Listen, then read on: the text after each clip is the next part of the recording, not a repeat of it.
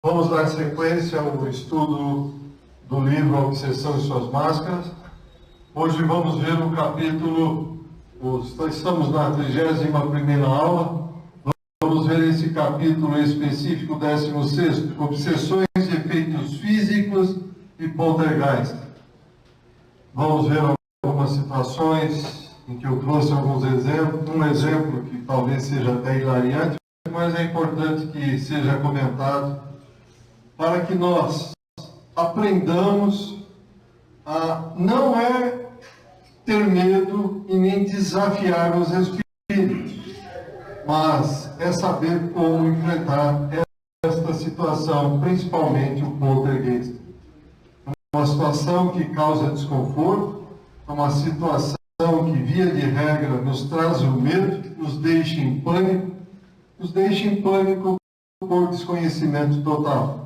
Mas uma vez conhecido, repito, não é para desafiar, porque perderemos com certeza, mas é para saber como agir.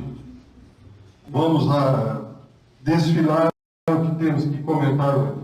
Existe obsessão no campo físico? Alguém pode nos acuar? Alguém pode nos assustar? Considerando uma obsessão do mundo espiritual para nós aqui na matéria, alguém pode nos obsediar fisicamente? Com certeza, meus amigos, sim. De que forma elas podem ocorrer, essas obsessões? Allan Kardec diz que eles produzem manifestações ruidosas e persistentes. De que forma? Através de pancadas, batidas, transportes de objetos, combustão espontânea, pirogenia, chuva interior, hidrogenia e uma série de outros tipos de manifestações. Mas isto realmente ocorre, Maita? Poderiam os senhores perguntar. Sim, ocorre, não com muita frequência como era antigamente, mas ainda continua. Os jornais noticiaram casos de pedras atiradas sobre o telhado das casas.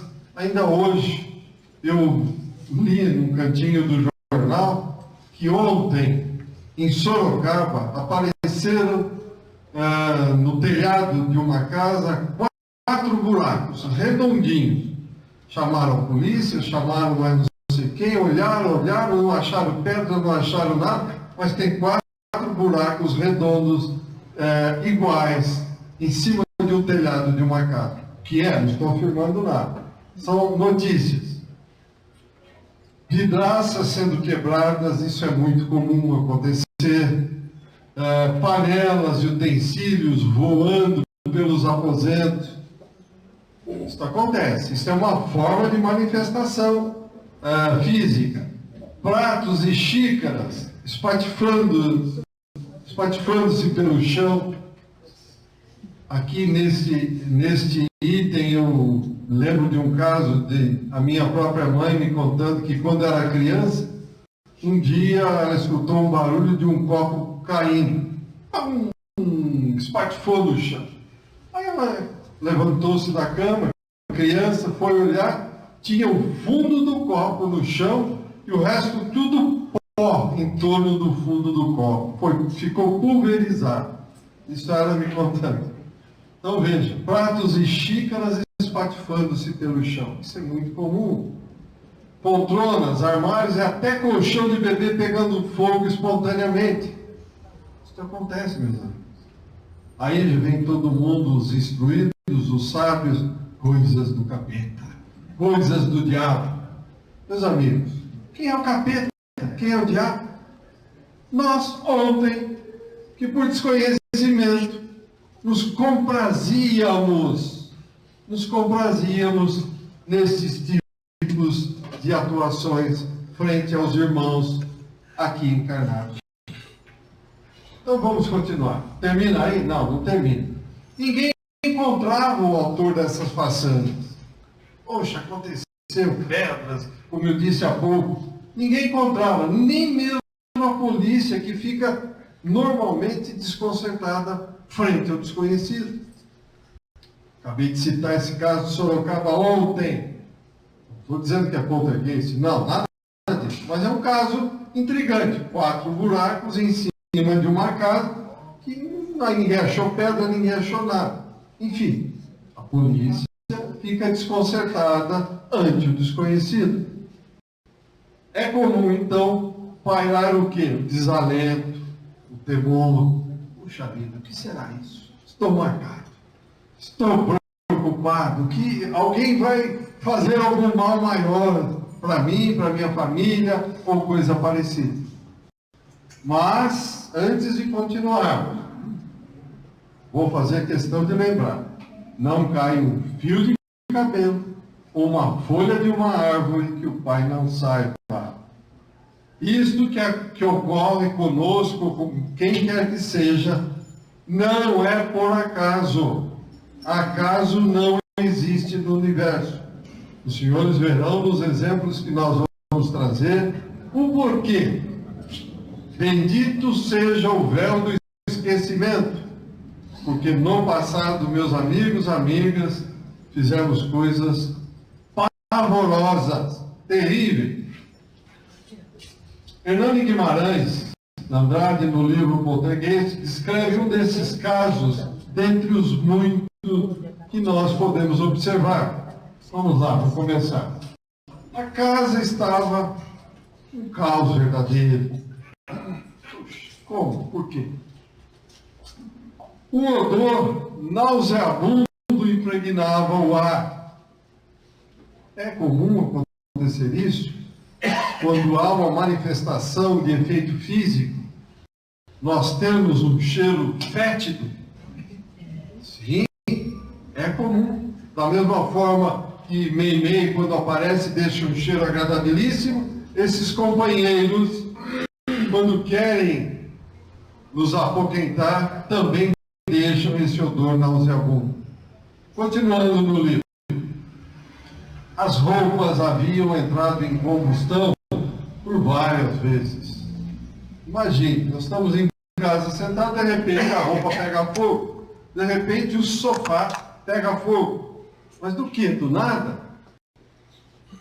Estava o mínimo, em termos de roupa, incapaz de agasalhar devidamente as 8 pessoas e os 6 adultos que ali residiam.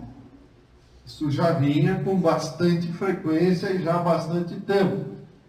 8 colchões, 10 cobertores e um sem número de colchas, lençóis, travesseiros já haviam sido carbonizados. Isso quem diz não sou eu. Isso aí é a descrição do Hernani Guimarães. Os vidros dos caixilhos e janelas, todos arrebentados, todos quebrados. Quebrados como? Por pedras que foram atiradas de forma contínua e constante. As telhas partidas propiciavam goteiras quando chovia e inundava todos os cômodos. Quantas vezes foram trocadas as telhas? Inúmeras. Trocava e de um dia para o outro aparecia tudo quebrado. Mas, portanto, como ele dizia aqui, por tudo isso que vimos, uma desolação, um desânimo total abateu sobre a família. O sofrimento coletivo já estava no 7º mês. Imagina, 7 meses aguentando esses tipos de coisa. Então veja bem, o que é isso? É uma descrição de um fenômeno de efeito físico também conhecido como poltergeist, que é uma palavra de origem alemã, que é composta por 2 vocábulos, ou seja, polter, fazer barulho, e geist, espírito, um espírito fazedor de barulho, ou geist, a pronúncia vai depender de cada um conforme aprender. Estamos em português, vamos falar em português o que nós estamos lendo. Etimologicamente significa, então, espírito barulhento, galhofeiro, desordeiro. Portanto, é uma entidade de ordem inferior responsável pelo fenômeno. Então, quem é que vai fazer um tipo de brincadeira desta, ou, que é mais provável e mais comum, uma vingança? Então veja, é um espírito de uma ordem inferior. Porque um espírito de um nível mediano para elevado não vai perder tempo com esse tipo de coisa. Ele já sabe que ele estaria plantando para colher depois. Então ele não vai mais perder tempo.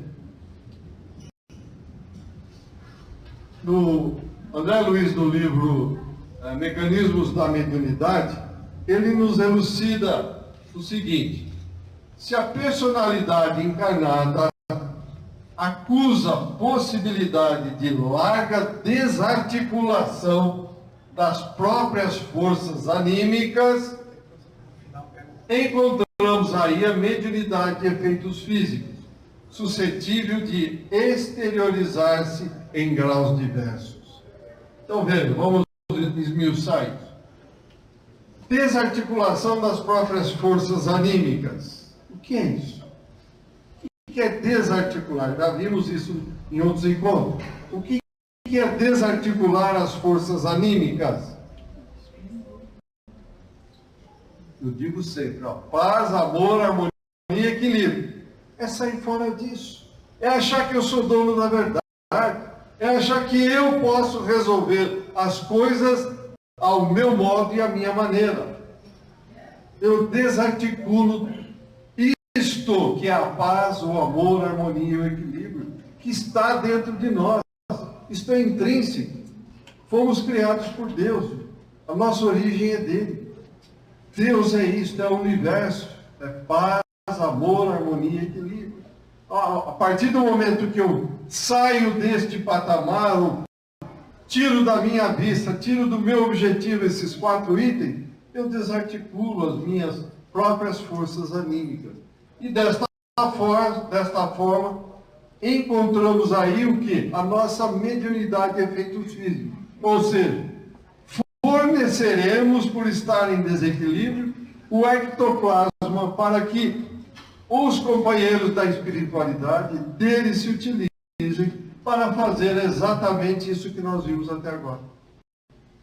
Então veja, nós vamos ter inúmeros exemplos aí no mundo espiritual, no cristianismo antigo, enfim. Enquanto a humanidade começou a se desenvolver, muitos desses casos ocorreram. Não, então Moisés, obviamente, ele usou os poderes dele para poder mostrar àquele povo da época que realmente ele era um médium, não de Deus. Moisés não falou com Deus e não recebeu da mão de Deus absolutamente nada. Ele recebeu de espíritos superiores os 10 mandamentos. Quem somos nós para face to face com Deus? Isso não existe. Estamos tão longe, mas tão longe, que nem com um telescópio a gente não vai conseguir enxergar nada, meus amigos. Não tem chance. Nossa evolução numa escala infinita, estamos no 2º degrau. Como nós vamos querer? Estamos em paz, amor, harmonia, equilíbrio? Tal qual é o universo? Basta ver uma fechada que te leva na rua, no dia a dia.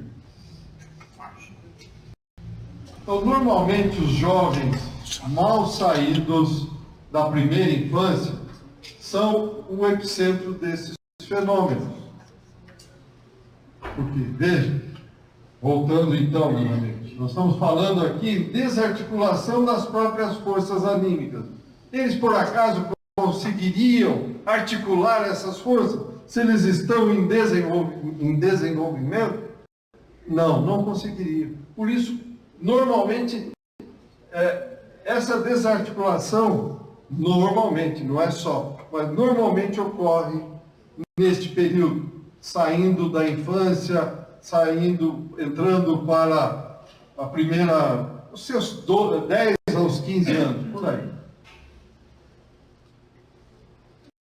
Servem de medianeiros aos desencarnados, como nós falamos agora, menos esclarecidos, que com eles se afinam.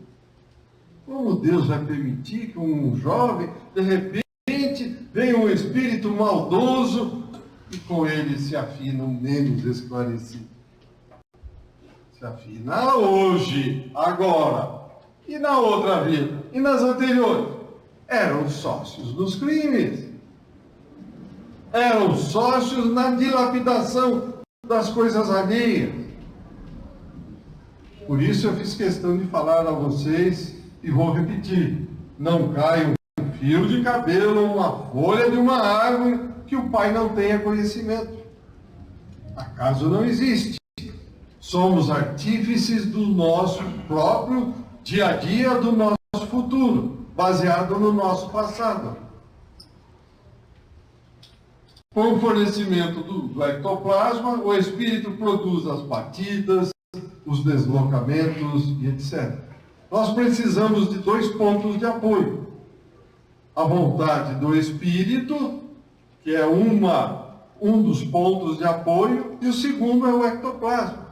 Tente levantar alguma coisa com um dedo só. Com um ponto de apoio não conseguiremos, mas com 2 nós teremos chance. Certo?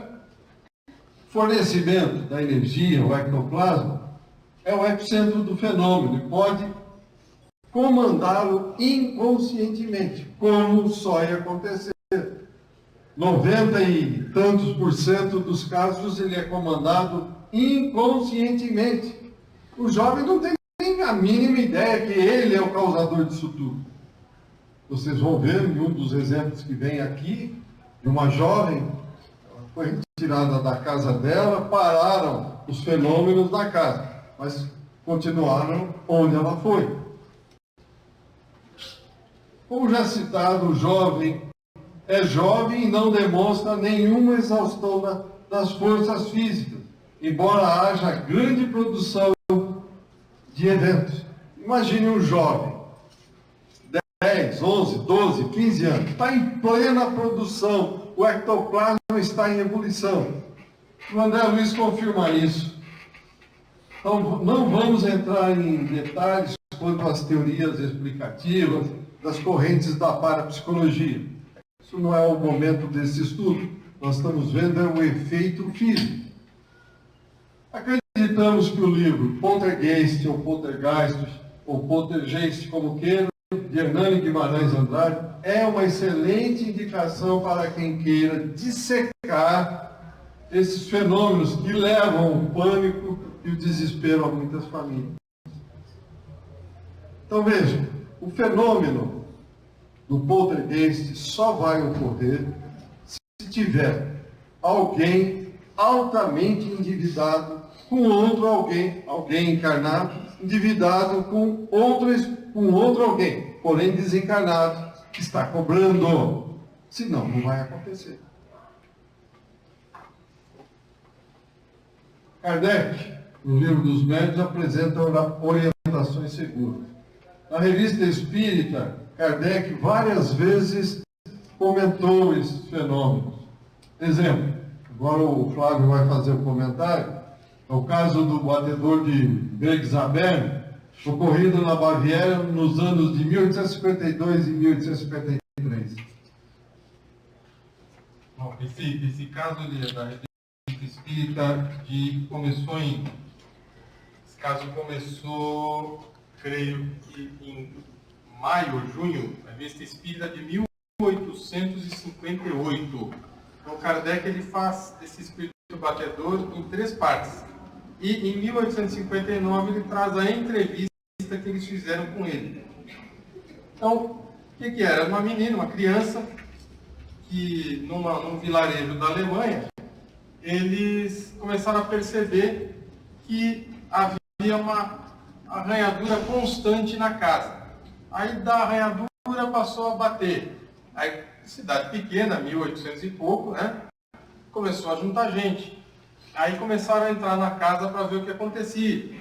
Aí esse espírito dizia quantos tinham na casa com batida, que cor era a blusa de não sei de quem não estava na reunião anterior estava lá agora, então eles iam falando o nome, ele ia batendo sim ou não. Quer dizer, às vezes ele se irritava, jogava coisas de um lado para o outro, quase que acertou o pai da menina com um banco que voou, né? Então o berço dela levantava, dava voltas.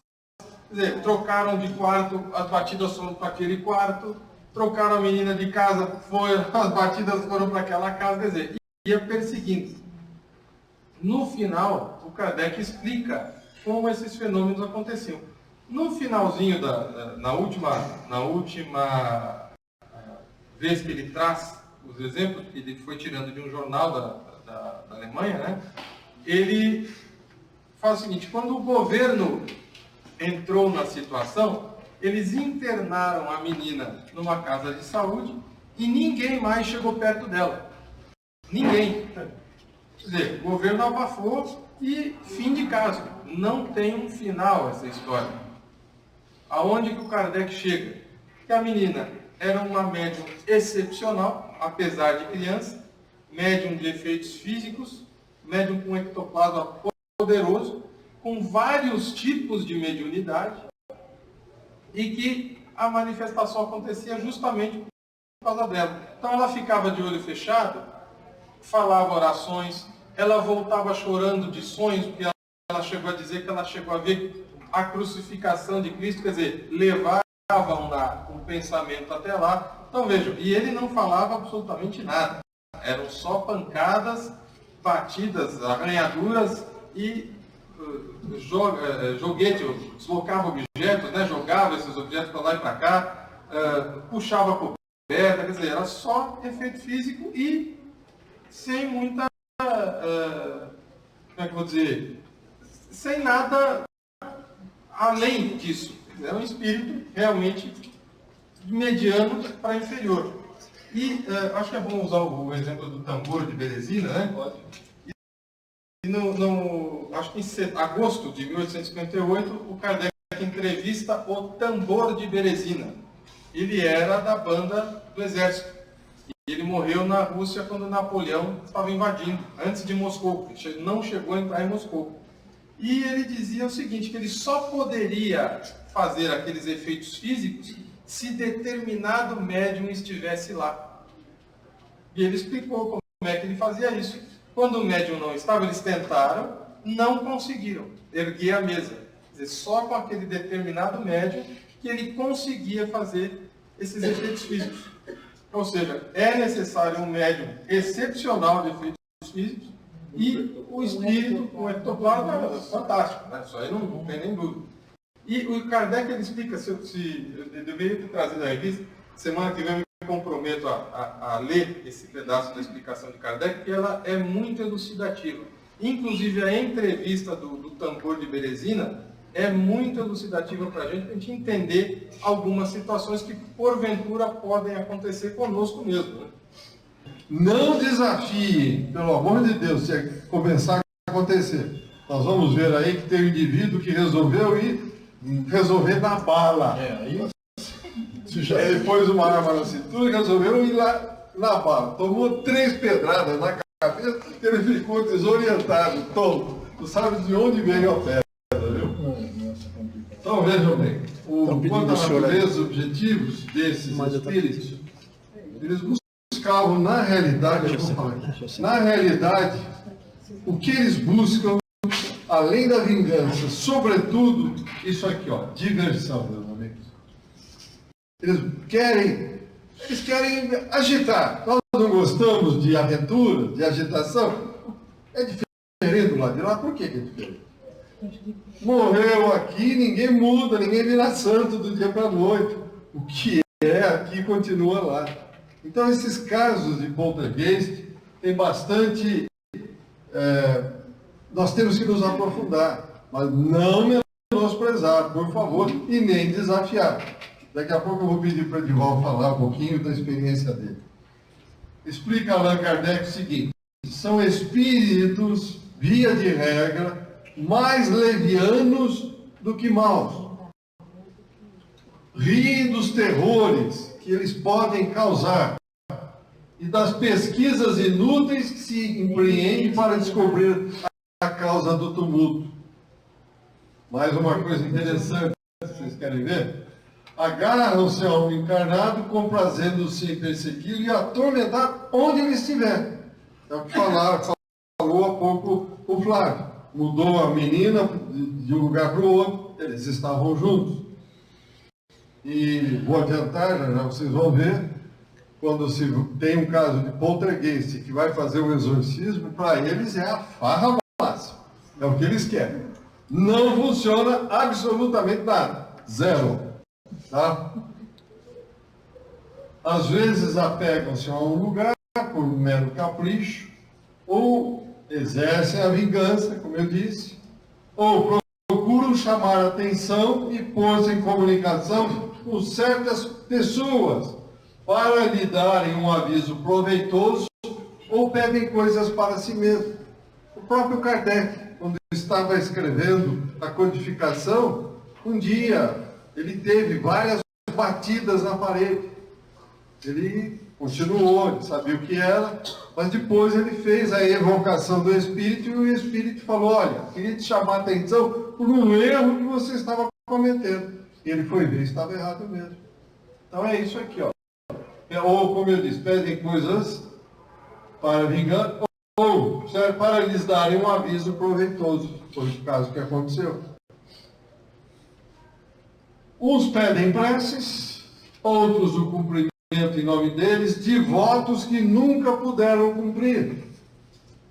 Esses são poltergeists normais, coisas pequenas, manifestações físicas pequenas. Agora, quando tem um poltergeist para valer mesmo, é que tudo vira um tumulto, com fogo, água, móveis voando para todo lado, como nós vimos há pouco, né? Outros, para que possam ficar em paz, pedem para reparar uma má ação que praticaram enquanto estiveram aqui encarnados. Então eles tentam utilizar os meios possíveis para chamar a nossa atenção. Porque quando chegamos do lado de lá, meus amigos, como diz na gíria, a coisa pega. A coisa pega. Não dá para a gente disfarçar, achar que está tudo numa boa, faz de conta que... Não. Lembremos-nos do que já vimos em encontros anteriores. O que é o nosso cartão de visita? A nossa alma. Tem como esconder a aura, colocar uma vestimenta, alguma coisa? Não, não tem. De volta, parece que tem um exemplo do caso da Kombi, de poltergeist. Tem. Por favor.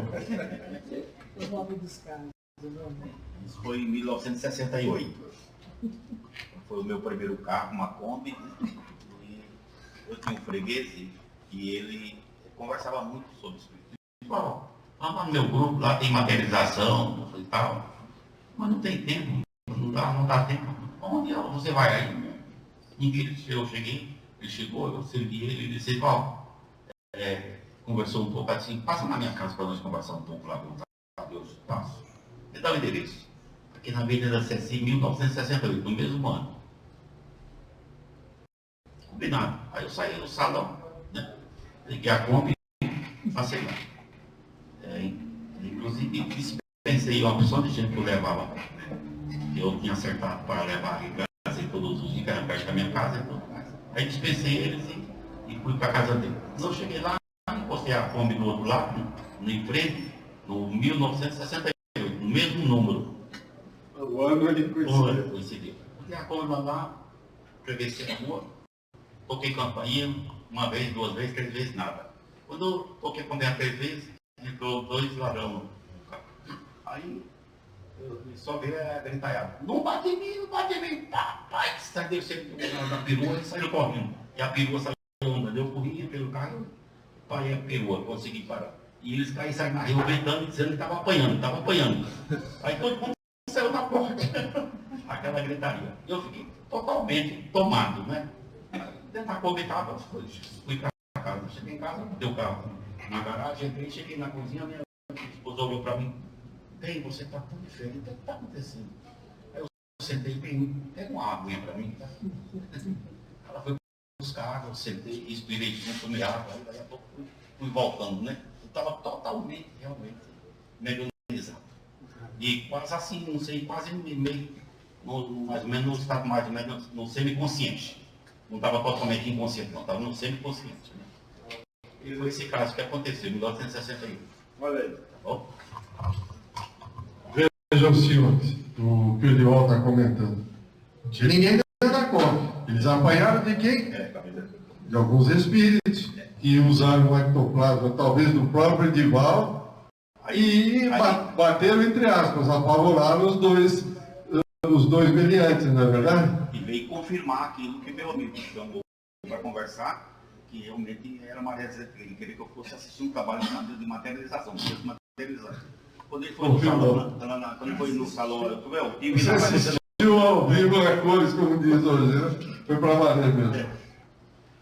Então, nas pesquisas do Dr. Hernani, aparecem muitos casos de magia, ou seja, trabalhos de umbanda encomendados por encarnados para prejudicar pessoas.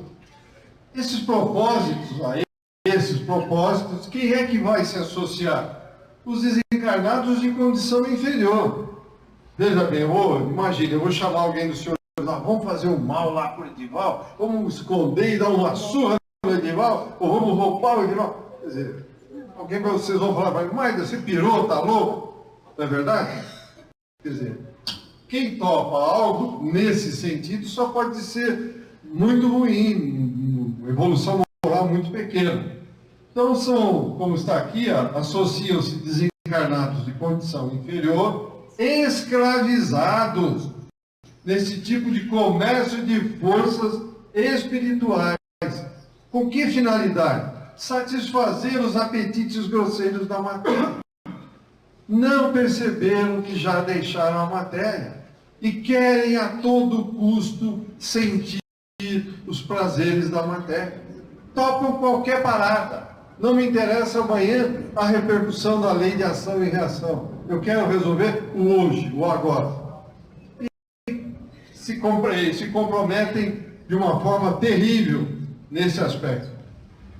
O Dr. Hernani cita também o caso do poltergeist de Suzano, onde encontrou as 4 condições propostas no seu modelo investigativo: o feiticeiro, os agentes incorpóreos, práticas mágicas capazes de acionar os agentes incorpóreos, os espíritos, e a presença do epicentro no local. Se não tiver os 4, não acontece. Neste caso aqui, para fazer o mal. Ele conclui o seguinte: o exorcismo dos espíritas, entre aspas, o exorcismo dos espíritas, funcionou, bloqueando a segunda condição, isto é, suprimindo a ação dos espíritos. Não que nós pratiquemos exorcismo, nada disso, não existe isso. Fórmulas capazes de simplesmente, como diz na igreja, vai de retro no Satanás e acabou. Isso não existe, né? O que foi feito? Um esclarecimento a esses espíritos. Tenta-se mostrar quem são.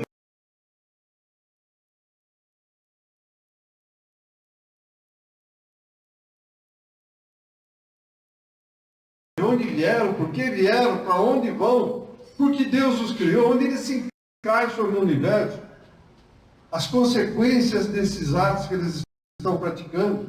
Isso é, entre aspas, chamado de exorcismo pelo Hernani Guimarães. Mas na realidade não é o exorcismo tradicional. É o que nós fazemos, esclarecimento espiritual. Para suprimir esses agentes incorpóreos, diz ele ainda, recorremos à sugestão do codificador da doutrina espírita, que é exatamente o que eu acabei de falar. Allan Kardec aconselha-nos a chamar, evocar o espírito perturbador e, através de um bom médium, interrogar, esclarecer, meus amigos. Vai bater em retirada, sair, ai que medo, vamos embora. Não. Que isso, gente? A quem muito for dado, deste muito será exigido. Então nós temos que estar prontos. Se nós trabalhamos, conhecemos, temos que nos apegar a Deus, fazer as orações, pedir proteção e vamos em frente, ué. Não é isso? Não é isso, Edivaldo?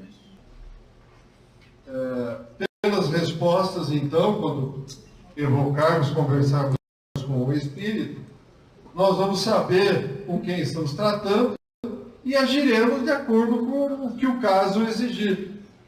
Livro dos Médiuns, capítulo 5º, item 90. Allan Kardec. Está aí, meu Deus. Edival, quer comentar alguma coisa? Barbeiro que eu sou, então, era em 1971, né? Era umas 9h30 mais ou menos da manhã. Eu tinha 4 profissionais, 5 a manicure e 5. E era umas 9h30, aí estava todo mundo trabalhando. Aí entrou uma borboleta grande. A borboleta começou da primeira cadeira, deu 2 voltas em cima do profissional que estava trabalhando. Aí foi para a segunda cadeira, deu mais 2 voltas. Foi para a terceira cadeira, deu mais 2 voltas. Todo mundo parou, ficou assistindo aquela cena toda. Aí foi ter a quarta cadeira. Chegou na quarta cadeira, deu 2 voltas, aí foi ter uma cadeira do canto lá, deu mais 2 voltas lá. Aí foi na última cadeira onde estava a manicure, o engraxate e o barbeiro atendendo o cliente. Ele deu 3 voltas e todo mundo olhando. Aí a borboleta seguiu, aí saiu fora. Quando ele saiu na porta, o engraxate caiu, desencarnou na hora. Aí foi palestra o resto da tarde, para eu conversar para todo mundo, explicar tudo isso. Aí tinha um ponto de táxi na frente do salão, botei ele no táxi, botei ele no Hospital Bandeirante, que era encostadinho. Quando chegou lá, o médico disse, não, ele já faz tempo que ele foi. Esse é um caso. Então avisou todo mundo aí, foi explicar para todo aquele pessoal realmente todo esse procedimento, desse movimento que a espiritualidade age para mostrar e realmente nos conscientizar diante todo esse movimento aqui. Muito obrigado para todos. Exemplos, meus amigos, temos muitos, bastante. Continuando, vamos ressaltar o seguinte: nós temos nesses casos uma ação anímico-espirítica em plena associação. Como eu disse, tem o espírito e alguém que forneça o ectoplasma, senão não vai funcionar. Em boa parte existe uma manifesta preponderância das almas dos encarnados, repito, a alma das almas dos encarnados no comando e aliciamento dos fenômenos, como nós vimos há pouco, inconsciente, mas comandando. Nós nos comprazemos com esses tipos de coisa.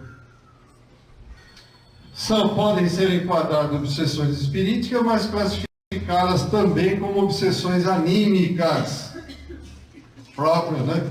Vem do espírito, ou nós que também estamos obsediando. São fenômenos partilhados que ora se encaixam numa ou noutra classificação, pois os limites que separam uma obsessão anímica de uma espirítica é tão tênue que não dá para a gente falar é aqui ou é aqui. Então, por isso se fala obsessão anímico-espirítica. Trata-se de uma terrível associação entre os dois, com a formação de quadrilha organizada, tendo em vista, na maioria das vezes, uma ação vingativa. Vejamos. Vamos aos casos. Esse caso aqui saiu nessa, não sei se era uma revista ou um jornal, A Vida Misteriosa, Histórias do Outro Mundo. Aqui, ó, um poltergeist. Olha a data, 1911, na França. Então veja, olha aqui os utensílios da cozinha voando por todos os lados. O poltergeist de Euclides da Cunha, na cidade da Bahia, em 1996, recente. Às vezes alguém na proximidade da casa recebia uma pedrada. E cadê o agente? Aquele que tacou a pedra? Jamais era encontrado. As pedradas ficaram frequentes, passaram a atingir o telhado da residência, telhas quebravam, caíam atingindo os moradores. Por mais que vigiassem, os deliantes, como diz aqui na história, não eram encontrados. Então o negócio começou a piorar. Numa noite, os moradores acordaram com fumaça. O incêndio havia começado nos colchões.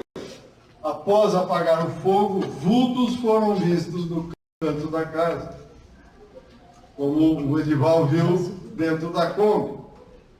A situação chegou num ponto insustentável. Os incêndios ficaram mais e mais frequentes. Toda a roupa deles ficou queimada e emprestada. Resolveram chamar o padre da cidade. E ele heroicamente disse: que não ia botar os pés naquele lugar assombrado. Segundo o padre, os tais fantasmas eram imaginação popular, mas o povo sabia que era verdade. Ele estava morrendo de medo de encarar o Oca, óbvio, né? Na realidade, eu não diria medo, mas ele não saberia como enfrentar a situação. Desconhecimento. Porque ele já sabe de N exemplos que o exorcismo da igreja não funciona. Ele falou, é mais um, eu vou, e aí? O que vai acontecer? Então procuraram o prefeito. Esse resolveu tomar alguma atitude e quase bate as botas. Como? Ao invés de pedras, ele foi atingido por uma machadada nas costas. É mole? Assim como as pedras, ninguém sabe de onde veio ou de quem era o machado. Uma senhora resolveu levar uma foto do Papa. Levou uma pedra na cabeça. Outro quis resolver na bala. Tomou 2 pedradas na cabeça que o deixou desorientado. Pôs o revólver na cintura e falou, eu vou resolver na bala isso hoje. Havia na família um garoto de 13 anos. Tinha mania de falar sozinho e acostumava a ouvir vozes. Era o epicentro. Ele estava fornecendo ectoplasma. Então a família passou a frequentar o centro espírita. Acabou. Outro caso, a família Lutz, dos Estados Unidos, em 1976. O que aconteceu? Foi atormentado por entidades inferiores durante os 27 dias que viveram em uma casa da pequena cidade Amityville, ou Amityville, não sei. Mais tarde passaria às telas do cinema com o nome Horror de Amityville. Esse filme, fizeram o filme. Um dos integrantes afirmou que durante a noite havia o ruído de uma banda marcial tocando na sua sala de estar, um evento que só ele constatava. Outro, aqui, Jardim Europa, aqui em São Paulo, 1948, uma família teve a residência assolada dias e dias por várias chuvas de pedra que atiravam contra a casa, quebrando vidraças, estragos. Polícia, como sempre, foi chamada, vizinhos interrogados, sem solução. Esse caso é um pouquinho mais longo, mas é interessante. Aqui entra a vingança. Vocês vão perceber que não é brincadeira, a coisa é séria. Jaboticabal, São Paulo, dezembro de 1965. Uma respeitável família católica tornou-se o centro de uma atividade poltergeist maliciosa e violenta. Para começar, pedaços de tijolos começaram a cair dentro de casa, aparentemente do nada. Um padre local tentou um exorcismo, mas isso só piorou as coisas. Um vizinho, João Volpe, dentista, que tinha estudado assuntos psíquicos, tornou-se interessado e visitou a casa.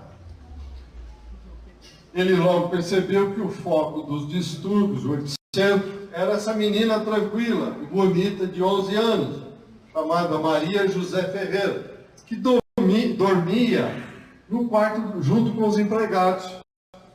Guardem bem, ó, menina, 11 anos, bonita, chamada Maria José Ferreira.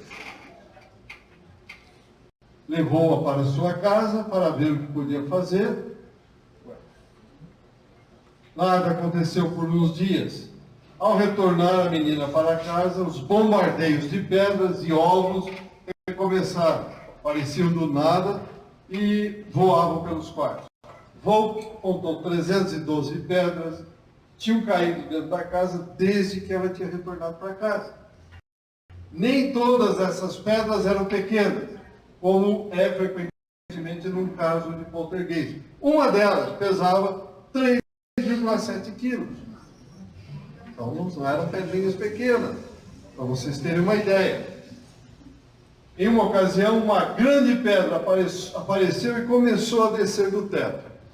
Tá? Depois ela partiu em dois pedaços quando estava a mais ou menos 4 metros do chão. Tchum, desceu. Partiu em 2 pedaços. Quando alguém pegou as 2 peças, elas pareciam que se encaixavam como se fossem magneticamente atraídas uma pela outra. Maria começou a se acostumar com esta atividade frenética. Foi mesmo capaz, agora, vejam só, de pedir, da presença invisível, pedir um doce, uma flor ou algum item pequeno que apareciam imediatamente aos seus pés. Agora vai começar a apertar a coisa. Mas por alguma razão, olha, isso é um poltergeist, para vocês terem uma ideia, o que faz dentro de casa. Por alguma razão mudou seu caráter e começou a confusão na casa. Começou para valer. Por quase 3 semanas, pratos, copos, vasos de flores, mesmo pesados, eram lançados ao redor da casa em todas as direções. Os utensílios de mesa foram quebrados, móveis jogados, fotos arrancadas das paredes e atiradas em outras salas. Em seguida, Maria se tornou o alvo de ataques ferozes. Próprio epicentro. Repetidamente, Maria apanhava com tapas no rosto ou na parte inferior do corpo. Hematomas ficaram e apareceram por todo o corpo. Sobre ela foram jogadas cadeiras e um grande sofá, e até mesmo um cilindro de gás que tinha sido arrancado da parede.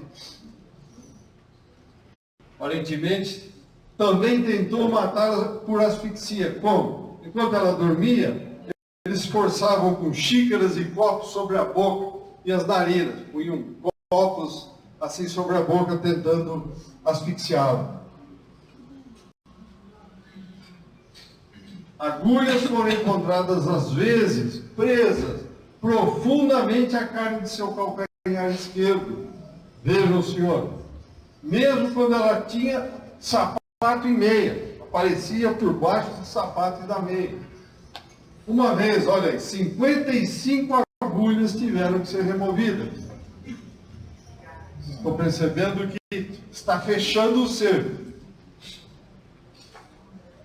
As coisas pioraram. Em 14 de março de 66, Maria estava no seu almoço escolar quando suas roupas de repente pegaram fogo. Aparentemente, proveniente de uma pequena marca redonda, como se tivesse sido um cigarro. Na mesma tarde, o quarto, lá na casa de Volpe, explodiu em chamas. Maria vivera na casa do dentista por cerca de 1 ano, durante o qual os fenômenos diminuíram um pouco, mas nunca pararam completamente. Finalmente, em uma última tentativa desesperada para encontrar a cura, Volpe levou para o centro espírita. E, pasmem o senhor, veja, um espírito veio e falou por meio de quem? Do nosso querido Chico, e anunciou. Ela era uma bruxa. Muita gente sofreu. E eu morri por causa dela. Agora vamos fazê-la sofrer também. De volta à casa de Volpe, havia orações especiais e apelo aos guias espirituais que impediam qualquer ataque mais grave contra a menina. Veja, aliviou.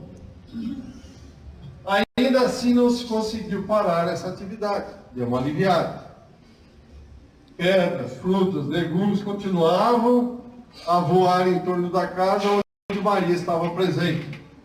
Pensando que não havia mais nada a ser feito, a menina foi mandada de volta para morar com a mãe.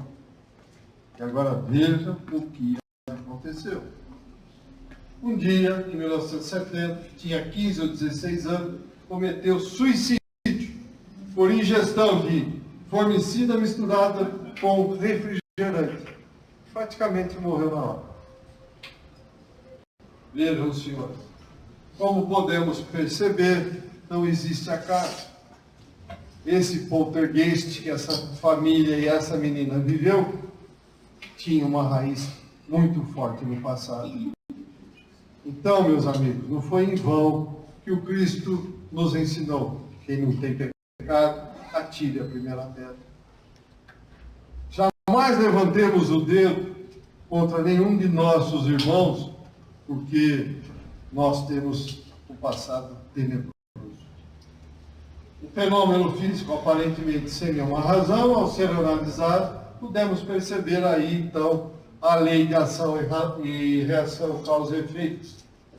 Então, no final, quando formos chamados, o que devemos fazer, como proceder? Primeiro, atentar para a alta porcentagem de participação dos encarnados que estão envolvidos no fenômeno.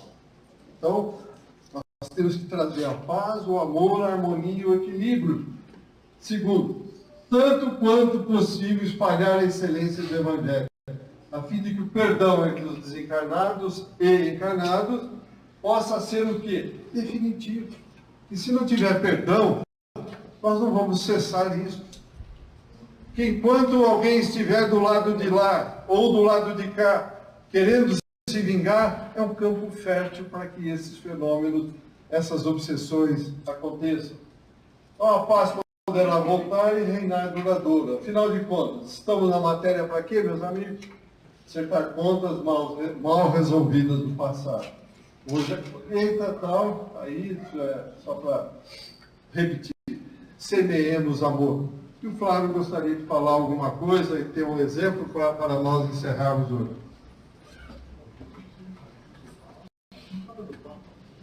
Bom, só para o Papa João Paulo, quando ele fez a encíclica Fé e Razão, que ele pediu desculpa pelos crimes da igreja, que deu razão a Darwin, ele proibiu o exorcismo. Falou que o exorcismo não adiantava absolutamente nada. Ficou proibido na igreja o exorcismo. Só que, em uma das várias passagens dele, isso aí que contaram já, ali passeando pela Praça de São Pedro, né, no Papa Móvel Alberto, ele desceu, uma vez mandou parar, desceu, uma moça estava dando espetáculo ali, ele desceu, conversou com ela alguns instantes, ela sentou, ele voltou para o Papa Móvel e continuou andando. O que ele fez? É difícil saber, né, meus amigos? Não foi esclarecer aquilo. Ele já era uma pessoa diferenciada, né, Zé? Já era uma pessoa diferenciada.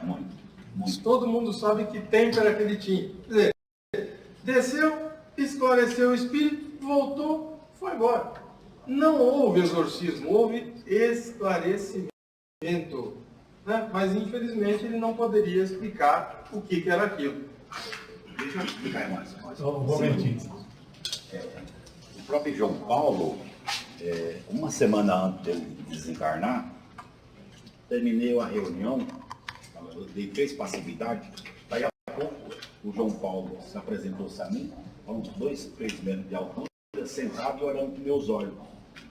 Aí formou na terra toda um arco-íris. Aí os mentores falaram assim, esse homem já tem todo o conhecimento. Ele já está desencarnar. Na semana seguinte ele desencarnou.